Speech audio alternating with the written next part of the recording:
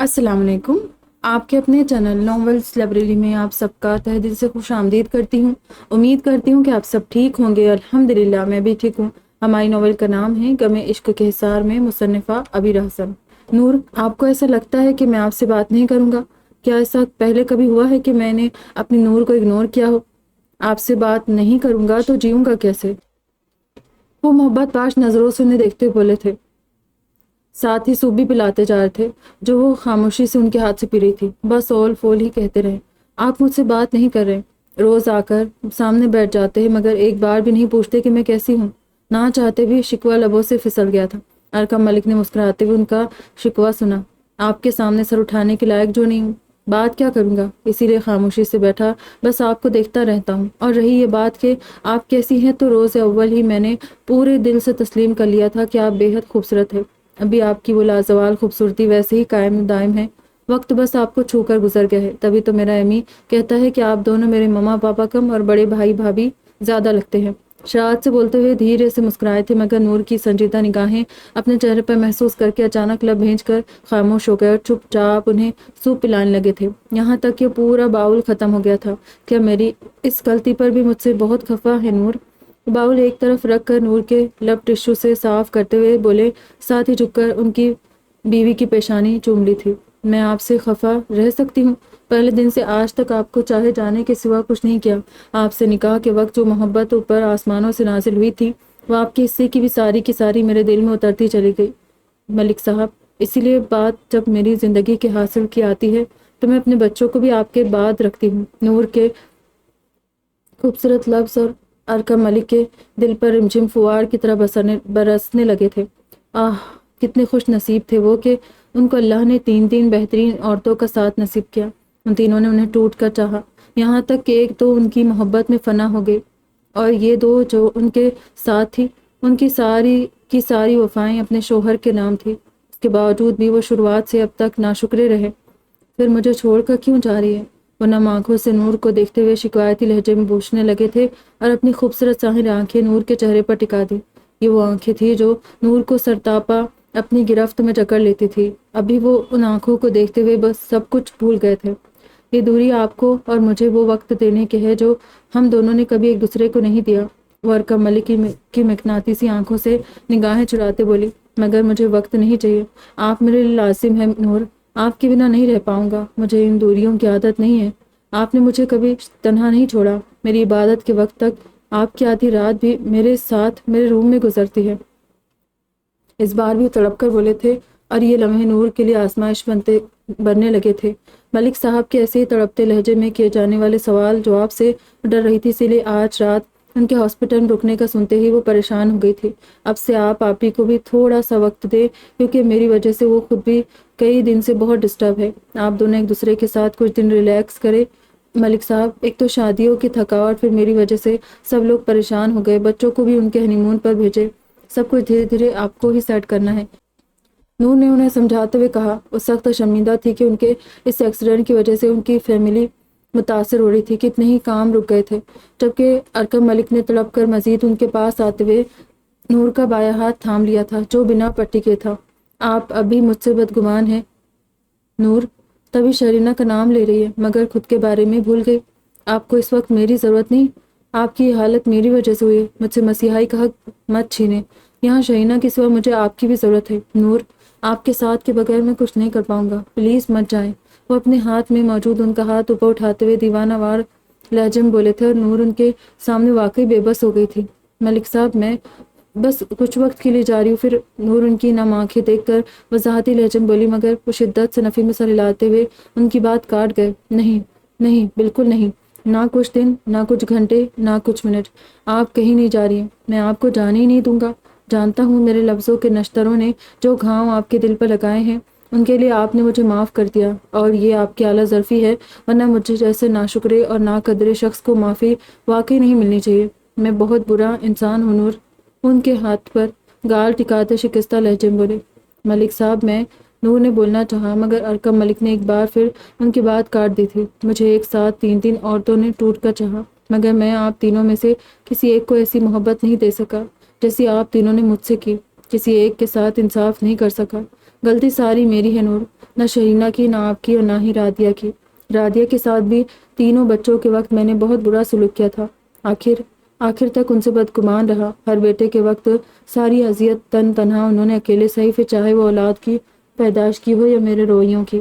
انہوں نے میری ضلالت دیکھ کر بھی برداشت کا دامن ہاتھ سے نہیں چھوڑا، میری نسل کو بڑھایا، اور آج ان کے تینوں بیٹوں پر میں بڑے دھڑلے سے حق جتاتا ہوں۔ آپ کے لیے بھی میں نے یہی وتیرہ اپنایا۔ آپ کو میرا شہینہ کو اولیت دینا برا لگتا تھا، مگر میں پھر بھی آپ کے سامنے خود کو حق بجانب سمجھ کر ایسا کرتا رہا، جبکہ میں جانتا تھا کہ دین کہتا ہے دو بیویوں کے ہوتے ہوئے ایک کو دوسری کی وجہ سے ذہنی تکلیف مت دو، مگر میں نے دی۔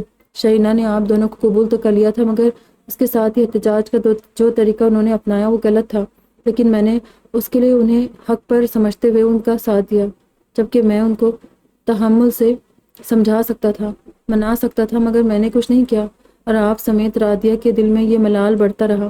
آپ کے دل میں شہینہ کی طرف سے جو شکایتیں ہیں ان کے پیچھے کوتاہیاں میری ہے، کسی کی غلطی نہیں، سب میرا کیا دھرا ہے۔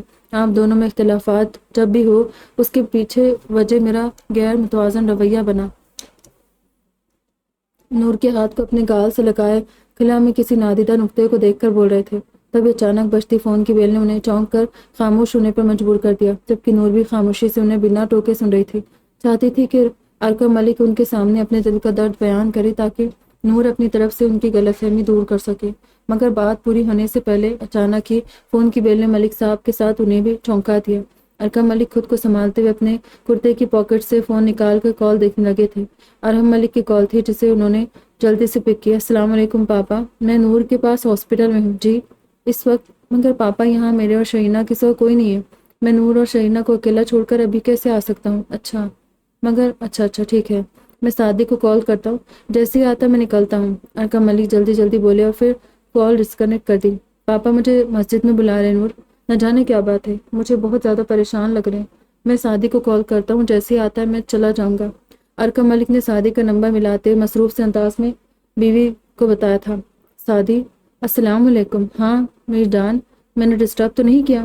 تم ابھی سونے تو نہیں جا رہے ہو نا؟ اچھا، کیا تم ہاسپٹل آ سکتے ہو اپنی امی جان اور ماما جان کے پاس؟ ہاں مجھے پاپا نے مسجد بلایا ہے، نہ جانے کیا کام آ گیا انہیں۔ اوکے چلو تم آ جاؤ، بس 10 منٹ میں پہنچو۔ ارکم ملک نے جلدی بات سمیٹتے کال بند کر دی اور نور کو دیکھنے لگے۔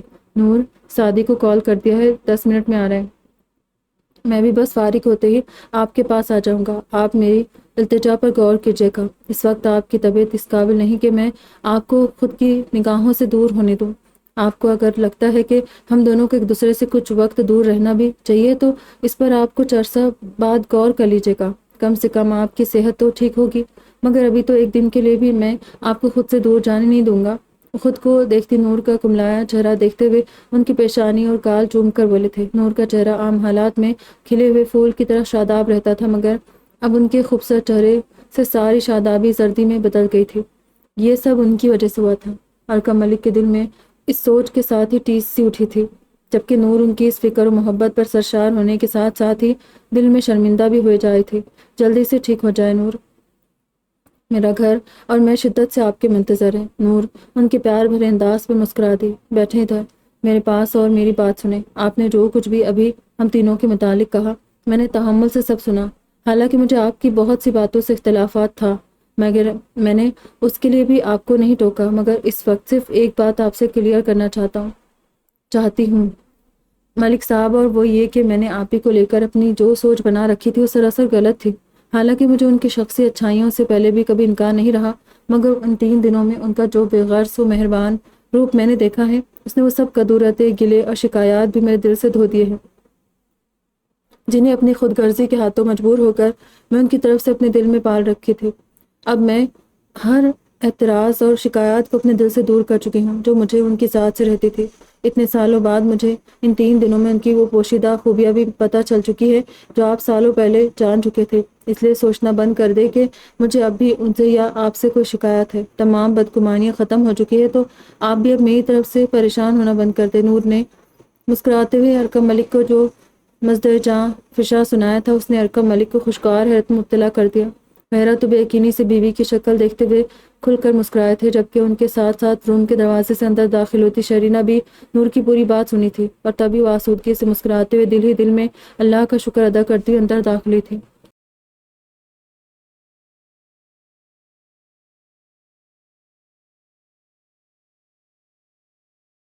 فون کی تیز ترین بیل پر اس کی آنکھ اچانک کھلی۔ سامنے لان میں کھلتی کھڑکی سے بھی ذرا سا پردہ کھسکا ہوا تھا، جس کی وجہ سے چھن چھن کر اندر آتی تیز روشنی نے روم میں کافی اجالا کیا ہوا تھا۔ ساتھ ہی فون کی رنگ نے شور مچایا۔ تبھی سالم نے کسمساتے بیڈ کی سائڈ ٹیبل پر پڑا اپنا فون اٹھانا چاہا، مگر اس کا بازو صحابیہ کے سر کے نیچے دبا تھا، جبکہ فون بھی صحابیہ والی سائڈ پر ہی ٹیبل پر پڑا تھا۔ سالم نے ذرا سا کروٹ کے بل گھومتے ہوئے زور شور سے بجتے فون کو اٹھک کر دوسرے ہاتھ سے اٹھایا اور جلدی سے فون کی رنگ بند کرتے ہوئے کال بھی کاٹ دی۔ رات سے کمینے کے پیٹ میں درد ہو رہا ہوگا، تبھی صبح ہوتے ہی سر پر نازل ہو گیا۔ فون پر زارون کی مس کال دیکھ کر دانت پیستے بڑبڑایا تھا اور فون سائلنٹ کر دیا، جبکہ سالم کے بازو پر سرکس ہوتی صحابیہ فون کی بجتی بیل اور ہلتے جلتے سالم کی وجہ سے ڈسٹرب ہو کر نیند میں ہی منہ بناتے اس کے بازو سے ہٹا کر تکیے پر سر رکھ چکی تھی۔ سالم اس کی جھنجھلاہٹ دیکھ کر محظوظ سا ہو کر مسکرا دیا۔ اس کے لبوں پر پھیلی مسکراہٹ بے حد خوبصورت اور دل فریب تھی۔ رات کے کتنے ہی سارے خوبصورت پل ایک ایک کر کے اس کی آنکھوں کے سامنے گھوم گئے۔ صحابیہ کا شرمایا بے حد خوبصورت و حسین روپ اس کا جیسے دیوانگی کی آخری حدوں تک لے گیا تھا۔ تبھی صحابیہ کے بوکھلاہٹ و احتجاج کے مظاہروں کو بھی وہ کسی خاطر میں نہیں لایا تھا، اور اپنی بے تحاشا محبتوں کے مظاہروں سے اسے اس حد تک ستایا کہ نتیجتاً سونے سے پہلے صحابیہ نے سالم کو ڈھیروں دھمکیاں دے ڈالی۔ بے حد برے بدتمیز انسان ہیں آپ، ہم سے اب 3 فٹ کے فاصلے پر ہیں، اگر غلطی سے بھی ہمارے پاس آئے تو ہم روم سے باہر چلے جائیں گے۔ روحاں سے لہجے میں اسے وارن کرتے بولی تھی تاکہ وہ پاس آ جائے، مگر سالم اس کے باوجود بھی اسے اس حد تک پریشان و عاجز کیا کہ اس سے بچتے بچتے آخر میں واقعی رونے بسورنے لگی تھی، اور اسے اپنے پاس نہ آنے کی دھمکیاں دینے والی خود ہی نیند سے جھومتے ہوئے اس کے سینے پر گر گئی تھی۔ سالم اس کی غفلت بھری نیند پر حیران ہوتا خود بھی مسکرا دیا اور اسے اپنی باہوں کے سان میں سمیٹ کر سو گیا تھا۔ تب سے اب اس کی آنکھ کھلی تھی۔ اس وقت بھی اس کے رات والے تاثرات کو سوچ کر محظوظ ہونے لگا۔ کروٹ لیتے ہوئے اس کے بالکل قریب کھسک کر کوہنی کے بل لیٹ گیا، ایک ہاتھ پر سر ٹکاتے ہوئے گہری مسکراتی نگاہوں سے صحابیہ کا جائزہ لے رہا تھا۔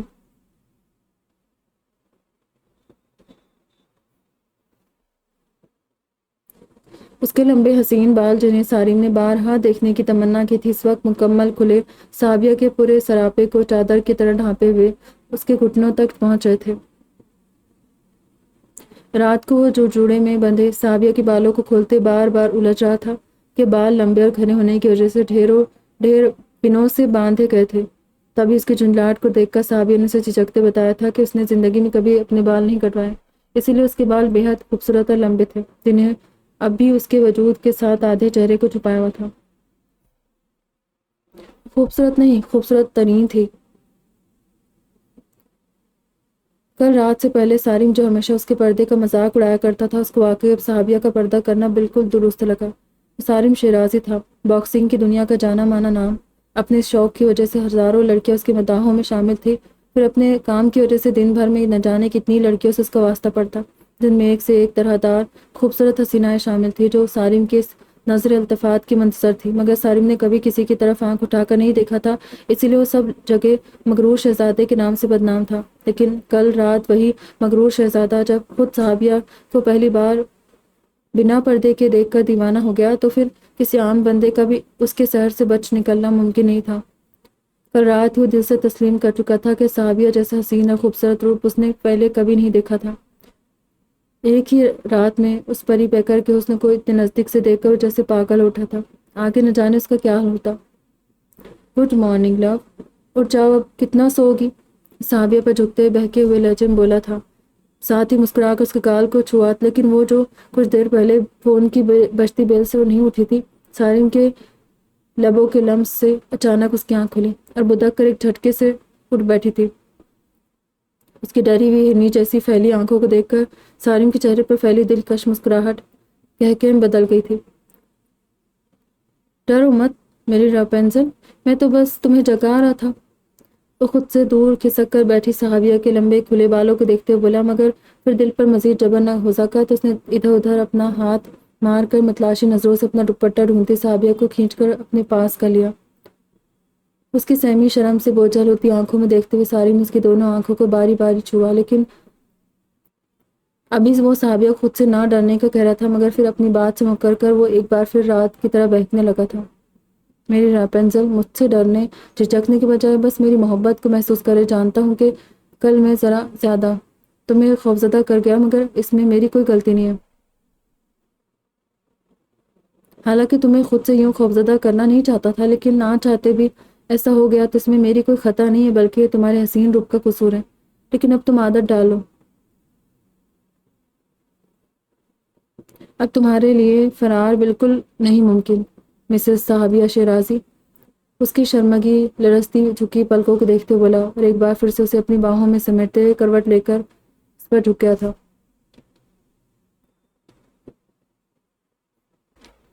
پھر نہ جانے وہ کتنی دیر گھبراتی سٹپٹاتی صحابیہ کے خوبصورتی میں قید رہا۔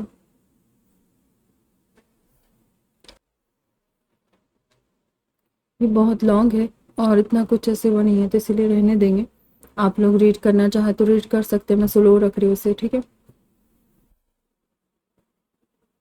اور اس سے پہلے کہ وہ مزید سارم شہزادی کی اس دیوانگی بھری قربت کے سامنا کرتے ہوئے رات کی طرح بھی رونے لگتی کہ اچانک دروازے پر ہوتی تیز دستک نے سارم کو ہوش کی دنیا میں قدم رکھنے پر مجبور کیا، مگر اس نے پھر بھی اس صحابیہ کو اپنی گرفت سے آزاد نہیں کیا تھا۔ سارم، دروازے پر کوئی ہے، ہونے دو، جو بھی ہوگا خود چلا جائے گا، وہ مخمور لہجے میں بولا اور سر اٹھا کر اپنی خوبصورت آنکھوں سے صحابیہ کے بے حد حسین بوکھلائے لجائے چہرے کو دیکھنے لگا تھا، جو رات کو میک اپ میں جس قدر چمک رہا تھا، اب تمام مٹے ہوئے میک اپ کے باوجود شرم کے باعث لال سرخ ہو کر مزید قاتل لگ رہا تھا۔ مگر سارم کی نگاہوں سے گھبرا کر ابھی بولنے لگی کہ تبھی ایک مرتبہ پھر دروازے پر تیز دستک ہوئی، اور اس بار سارم منہ بناتے ہوئے خود ہی بادل نخواستہ صحابیہ سے دور ہو کر پاس پڑی اپنی شرٹ اٹھا کر پہننے لگا،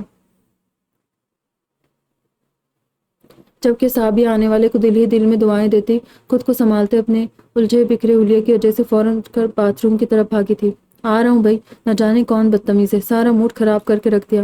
غصے سے بڑبڑاتا ہوا شرٹ کے بٹن بند کرتے دروازے تک پہنچا، پھر اس نے ایک جھٹکے سے دروازہ کھولا، مگر دروازے کے باہر علایا اور زورین کے ساتھ حفصہ بیگم اور نگمانہ کو دیکھ کر فوراً سر پر ہاتھ مارتے ان کو سلام کر کے ایک طرف ہوا، چاروں ہاتھوں میں سامان لی اندر چلی آئی۔ ہمیں لگا تھا تم شاید اب قیامت والے دن ہی جاگو گے، قسم کھا کر آئے تھے رات کو کہ اب باہر ہی نہیں نکلنا، کب سے ویٹ کر رہی ہے تمہارا سب نیچے، مگر تم لوگ نہیں آئے، اسی لیے مجبوراً ہمیں اوپر آنا پڑا۔ ارتضیٰ الگ نیچے تمہارے انتظار میں دھواں چھوڑنے والا انجن بنے ہوئے ادھر سے ادھر گھوم رہے، انہیں تمہیں ساتھ لے کر کہیں جانا ہے، مگر صبح سے دور دور تک تمہاری آمد کے کوئی آثار نظر ہی نہیں آ رہے تھے، علاء نے بولتے ہوئے ہاتھ میں موجود بیگ ایک طرف رکھ دیے تھے، جبکہ زورین ناشتے کی ٹرے ٹیبل پر رکھ چکی تھی۔ حفصہ بیگم اور نگمانہ سارم کے سر سے نہ جانے کیا کیا وار کر ایک شاپر میں ڈالنے لگی تھی۔ اب کیا دوبارہ سونے جا رہے ہو؟ اگر ہاں تو پہلے لنچ کم بریک فاسٹ کر لو، علاء نے واپس بیڈ کی طرف واپس پلٹتے سارم سے کہا، جو اس کی بات سن کر خفیف سا ہو گیا۔ نہیں بھابی جان، میں تو بھائی کو کال کر رہا ہوں، کیا وقت ہوا ہے ابھی؟